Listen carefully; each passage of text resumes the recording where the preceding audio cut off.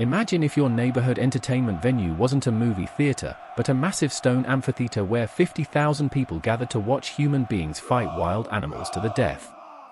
Picture stepping out of your apartment to the deafening roar of crowds cheering as a gladiator's intestines spill onto blood-soaked sand, while vendors hawk sausages and wine to families treating mass murder as a pleasant afternoon outing. This isn't the plot of some dystopian nightmare.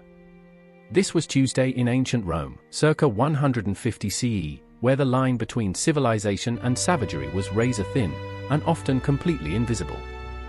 In the sprawling metropolis of Rome, home to over 1 million souls packed into a space smaller than modern Manhattan, your daily routine begins not with an alarm clock, but with the thunderous crash of a 6-story apartment building collapsing 3 blocks away. These towering death traps, called insulae, house the city's masses in conditions so precarious that building collapse is as routine as sunrise. The wealthy live safely in ground-floor villas, while the poor climb ever higher into increasingly unstable wooden structures that sway in the wind like ships at sea. As you stumble from your third-floor room, the assault on your senses is immediate and overwhelming. The streets below are not paved with the marble of Hollywood imagination, but with a slippery mixture of mud, human excrement, animal waste, and the rotting remains of yesterday's market refuse. The smell is a physical force that makes your eyes water, a cocktail of sewage, burning oil lamps, fermenting wine, and the metallic tang of blood from the nearby butcher shops that doubles as a place where slaves are whipped for public entertainment. But first, nature calls, and in ancient Rome, even this most private act becomes a communal nightmare. You make your way to the public latrine, a long marble bench with circular holes cut at regular intervals. There are no private stalls, no doors, no barriers between you and the strangers sitting inches away, conducting business and casual conversation as if they were at a dinner party. The communal sponge on a stick, soaked in vinegar and salt water, sits in a shallow trough between the seats. This same sponge has just been used by dozens of other people, and after you finish, you rinse it in the same trough and leave it for the next person. The concept of personal hygiene items is not just foreign, it's economically impossible. The engineering marvel beneath you is Rome's famous sewage system, but the reality is far grimmer than the legend. The Cloaca Maxima doesn't whisk waste away to some distant processing plant. It dumps everything directly into the Tiber River, the same river where people bathe, wash clothes, and from which the city's water supply is drawn downstream. The circle of contamination is complete and deadly. Your hunger drives you toward the streets, where breakfast isn't a quiet affair at home, but a dangerous navigation through Rome's equivalent of fast food, the popini. These are not the clean, regulated establishments of modern imagination, but cramped, smoky hovels where food of questionable origin is prepared in conditions that would horrify even the most relaxed health inspector. The oil used for cooking has been reused so many times it's turned black. The meat might be pork, or it might be the remains of last week's gladiator, sold cheap to establishments that don't ask questions.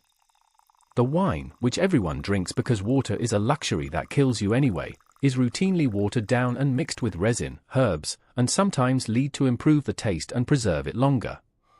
Lead poisoning is so common among the upper classes, who can afford the premium leaded wine sweeteners, that historians debate whether the fall of Rome was caused by barbarian invasions or systematic brain damage from heavy metal consumption. But the true horror of Roman daily life reveals itself when you follow the crowd toward the Colosseum. This is not an occasional spectacle, but a regular feature of Roman life, as routine and expected as a modern sporting event. The games are free, provided by politicians buying votes with blood, and attendance is practically mandatory for anyone who wants to maintain their social standing. As you climb the marble steps, the hierarchy of Roman society reveals itself in the seating arrangement. Senators and patricians sit in cushioned seats closest to the action, where they can see the fear in a gladiator's eyes as he realizes he's about to die. The middle classes fill the middle tiers, while slaves, women, and foreigners are relegated to the wooden benches at the top, so high and far from the arena that they can barely make out the human figures below. The smell that rises from the arena floor is indescribable, a mixture of fresh blood, animal musk, human sweat, and the sawdust that spread to absorb the gore but never quite succeeds. The sand, originally white, is now permanently stained rust red from years of absorbing human blood. This isn't metaphorical, the sand is literally soaked with the life force of thousands of human beings who died for entertainment. But what's most disturbing isn't the violence itself, it's the casual, family-friendly atmosphere surrounding it. Children laugh and point as a man's arm is severed by a wild boar.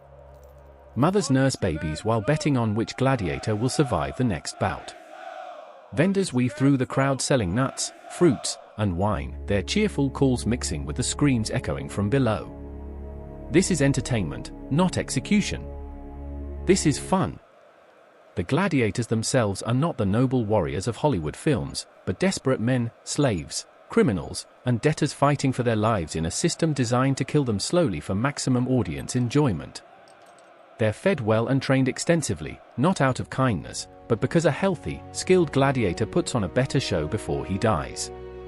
Their lives are property, their deaths are entertainment, and their blood is literally the price of Roman citizenship's bread and circuses.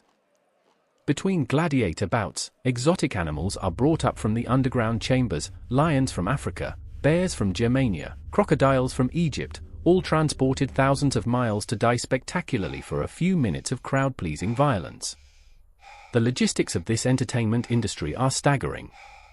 Entire ecosystems are strip-mined of their apex predators to feed Rome's insatiable appetite for death. But perhaps the most chilling aspect of Roman entertainment culture is how it bleeds into every other aspect of daily life. Public executions are scheduled during lunch breaks, with criminals crucified, burned alive, or thrown to wild animals while people eat. The distinction between justice and entertainment has been completely erased.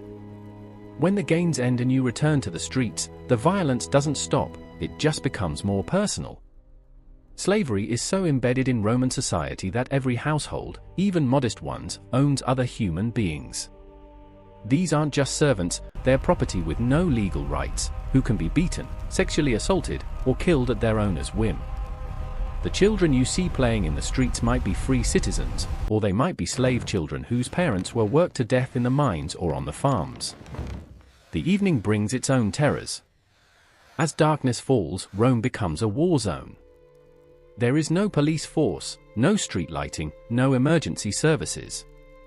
Gangs roam freely, fires spread unchecked through the wooden insulae, and the streets become a hunting ground for criminals who know that violence after dark carries no consequences. Most Romans simply barricade themselves in their rooms and pray their building doesn't collapse or catch fire before morning. The wealthy retreat to their fortified villas, protected by private armies of slave bodyguards. But even they are not safe from the random violence that permeates Roman society. Political assassination is so common it's practically a form of career advancement. Poisoning is an art form practiced by wives looking to inherit their husband's wealth and politicians eliminating rivals. Yet perhaps the most disturbing aspect of Roman daily life is how normal it all seems to the people living it. The mother watching gladiators die while bouncing her baby on her knee doesn't see herself as a monster, she sees herself as a Roman citizen enjoying the privileges of civilization. The senator who owns 300 slaves doesn't consider himself a human trafficker, he considers himself a successful businessman. The father who leaves his newborn daughter on a hillside to die of exposure because he wanted a son doesn't see himself as a murderer, he sees himself as making a practical economic decision in a world where resources are scarce and life is cheap. This is the terrible truth about ancient Rome that Hollywood gladiator movies don't want you to understand. The Romans weren't evil, they were ordinary people living in a system so saturated with casual violence and normalized brutality that they genuinely couldn't see the horror of their daily existence. They were us, placed in a society where human life had a price tag and entertainment was measured in body counts. When we look back at the marble columns and aqueducts of Roman engineering, we should remember that they were built with slave labor by a civilization that found mass murder entertaining. The history of Rome isn't just the history of an empire, it's the history of what humans become when violence becomes not just acceptable, but profitable. The greatest horror of ancient Rome wasn't that it was barbaric, it was that it was civilized. It had laws, art, literature, philosophy, and engineering marvels that we still admire today. But it also had an entertainment industry built on human suffering and a social system that treated people as disposable commodities. This is why Roman history matters today.